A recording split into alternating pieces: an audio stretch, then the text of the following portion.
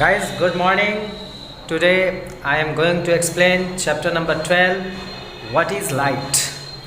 Guys, आज आपको मैंने पिछले वीडियो में लाइट के बारे में कुछ जानकारियाँ दिया था। आज भी आपको मैं लाइट से जुड़ा हुआ अन्य बातों को भी बताने की कोशिश करूँगा। उम्मीद है गाइज़, अगर आप इस पूरे वीडियो को देखेंगे तो आपको ज़रूर वीडियो पसंद आएगा। अगर आप मेरे वीडियो पे नए हैं तो कृपया मेरे इस चैनल को सब्सक्राइब करें, वीडियो को लाइक करें, अपने दोस्तों के बीच शेयर करें और देखने के बाद हमें ज़रूर बताएं कि आपको वीडियो में कौन कौन सी चीज़ें अच्छी लगी हैं। अगर आपको कोई चीज़ समझ में नहीं आती है तो ज़रूर उसको कमेंट में लिखें, मैं उसको दोबारा प्रयास करूँगा कि आपको एक्सप्लेन कर सकूँ। और गाइज़, ऐसे ही हमारे चैनल पर नए नए तरह के नॉलेजेबल वीडियो मिलते रहते हैं, इसलिए हमारे चैनल पर अगर आप लगे रहेंगे तो आपको समय समय पर नए नए वीडियो की नोटिफिकेशन मिलती रहेगी और आपकी ज़रूरतों को हम पूरा करते रहेंगे। गाइज, अगर आपको और भी कोई चीज़ की ज़रूरत पड़ेगी जो कि साइंस से रिलेटेड है, आपके क्लास से रिलेटेड होगा, तो आप ज़रूर कमेंट बॉक्स में लिखकर मुझे बताइएगा। चलिए गाइज, अब हम शुरू करते हैं अपने वीडियो के बारे में। What is light? You know that green plants prepare food for the entire living world during photosynthesis. जैसा कि आप जानते हो कि जो ग्रीन प्लांट्स होते हैं वो पूरे सजीव संसार के लिए भोजन तैयार करते हैं, और जिस प्रोसेस के द्वारा वो भोजन तैयार करते हैं वो प्रोसेस का नाम है फोटोसिंथेसिस, यानी प्रकाश संश्लेषण की विधि के द्वारा वो क्या करते हैं, हरे पौधे भोजन तैयार करते हैं। समझ में आ रहे हैं? अब मैं आपको बता रहा हूँ कि light is therefore a form of energy, it is essential for life on earth. जैसा कि आपको पता है कि जो फोटोसिंथेसिस का प्रोसेस होता है वो लाइट के प्रेजेंट में ही होता है, तो इसलिए लाइट का होना स्वाभाविक रूप से ज़रूरी है। तो लाइट जो होगा वह एनर्जी का वह फॉर्म है, ठीक है, जिसको पृथ्वी पर जीवित रहने के लिए आवश्यक होता है। समझ गए ना? Light is a form of energy, है ना, which produces the sensation of sight in us. प्रकाश ऊर्जा का वह रूप है जो हमारे अंदर दृष्टि की समझ उत्पन्न करता है, और इस लाइट के वजह से ही इस पृथ्वी पर जीवन संभव रहा है, क्योंकि लाइट नहीं तो फिर कुछ भी संभव नहीं होंगे। न पेड़ पौधे भोजन बना सकेंगे और ना ही हमें भोजन मिल सकेगा। इसलिए लाइट का होना बहुत ही ज़रूरी है। प्लांट जो होते हैं फोटोसिंथेसिस प्रोसेस के द्वारा लाइट्स का यूज़ करते हैं और फोटोसिंथेसिस प्रोसेस के द्वारा भोजन तैयार करते हैं। Also during photosynthesis oxygen is given off, we breathe in this oxygen. Photosynthesis process जो होता है ना, उसके दौरान ऑक्सीजन रिलीज होता है और इसी ऑक्सीजन का यूज़ करके जीवित प्राणी जो है वह जीवित रह पाते हैं, क्योंकि उन्हें ब्रीथिंग प्रोसेस में ऑक्सीजन की ज़रूरत होती है। बॉडी के अंदर जो वो फूड यूज़ करते हैं, जिसको वो लोग खाते हैं, उस फूड का डाइजेशन होना ज़रूरी है। यह जो है रेस्पिरेशन के द्वारा होगा। रेस्पिरेशन में ऑक्सीजन का यूज़ होता है और फिर यही ऑक्सीजन फूड को तोड़ता है और उससे एनर्जी रिलीज़ कराता है। समझ गए? तो इसलिए ज़रूरी है कि ऑक्सीजन की हमारे लिए बहुत ज़रूरी है, और यह ऑक्सीजन जो है फोटोसिंथेसिस प्रोसेस के द्वारा ही निकलता है। आगे समझते हैं। We breathe in oxygen. When we burn wood for cooking or for warming ourselves, we actually utilize the energy of sunlight that is locked up in plants.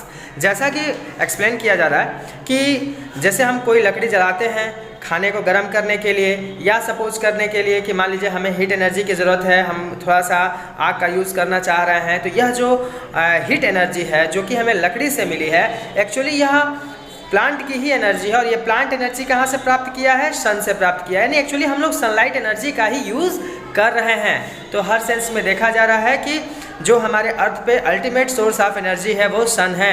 सन से ही हमें सभी प्रकार के एनर्जी प्राप्त हो रहे हैं। In fact the energy of all fossil fuels such as petroleum, coal, natural gas has also been derived from the light energy of the sun. यहाँ तक कि जो हम लोग सोर्स ऑफ एनर्जी के रूप में जैसे कोयले का या पेट्रोल का या नेचुरल गैस का यूज़ करते हैं, ये जो भी एनर्जी हैं, ये सभी एनर्जी जो है वह सनलाइट एनर्जी ही है। क्यों? क्योंकि बहुत सालों पहले आपने पढ़ा होगा कोल के बारे में। कोल जो है फॉसिल फ्यूल है, यह प्लांट से बना हुआ है। तो यह जो कोल है वह कैसे बना हुआ था? लाखों सालों पहले, जिस समय इस दुनिया में बहुत कम लोग रहते थे, उस समय बड़े बड़े पेड़ पौधे जो थे वह जो है स्वैम्पी एरियाज, जो दलदली वाले क्षेत्र हैं, वहाँ पे उगे हुए थे। निचले क्षेत्रों में अचानक कोई नेचुरल डिजास्टर आया होगा और ये प्लांट जो हो गए सीधे ज़मीन के नीचे दब गए। धीरे धीरे इनके ऊपर सैंड सेडिमेंट्स वगैरह का लेयर चढ़ता चला गया और ये ज़मीन में और गहराई में जाते गए। धीरे धीरे टेम्परेचर प्रेशर इनका इफेक्ट पड़ा, केमिकल चेंजेस हुए, यानी कि जो सूक्ष्म जीव होते हैं वह एनएरोबिक रेस्पिरेशन का प्रोसेस किए होंगे, जिसकी वजह से धीरे धीरे ये जो प्लांट्स थे जिनके अंदर लकड़ियाँ थी, ये लकड़ियाँ धीरे धीरे कोयले में बदल गई और इस प्रोसेस को हम लोग कार्बोनाइजेशन कहते हैं। इस प्रोसेस के बाद यह जो है पिट में बदल गया, पिट से लिग्नाइट बना, उससे बिटुमिनस बना, एंथ्रासाइट बना और फिर कोयले के हम अच्छी किस्म को प्राप्त कर पाते हैं। तो कुल मिलाकर ये जो है फॉसिल फ्यूल है और ये जो जीव हैं, जो पौधे हैं, वह सनलाइट की एनर्जी का यूज करके ही बढ़े हुए हैं, उन्हीं में सनलाइट एनर्जी है। इसलिए कोयले में भी क्या है, जो एनर्जी स्टोर है वो सनलाइट एनर्जी ही है।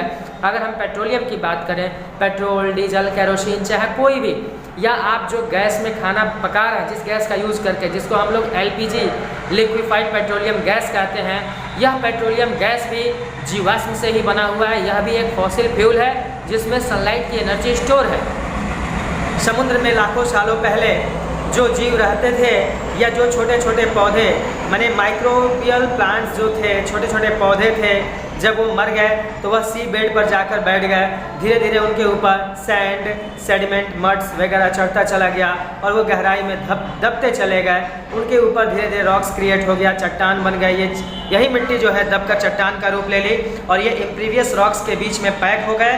बाद में एनारोबिक रेस्पिरेशन हुआ, हाई प्रेशर, हाई टेम्परेचर की वजह से यह पेट्रोलियम तैयार हुआ और इसी पेट्रोलियम का यूज जो आज हम कर रहे हैं, एक्चुअली जितने भी जीव आज जीवित हैं वो सभी प्लांट प्रोडक्ट को खाए हैं या किसी अन्य प्लांट को, एनिमल को खाए हैं, जो कि अन्य किसी कभी प्लांट को खाया होगा।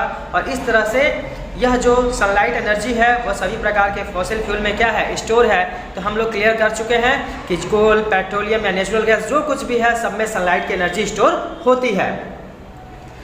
तो यहाँ पे क्लियर हो गया, this is because fossil fuel are the remains of plants and animals that have been change by nature over millions of years. जैसा हमने आपको बताया भी था कि जो फॉसिल फ्यूल्स हैं वो सभी जो हैं पौधे और जानवरों के अवशेष होते हैं जो लाखों सालों में प्रकृति के द्वारा बदल दिए गए हैं।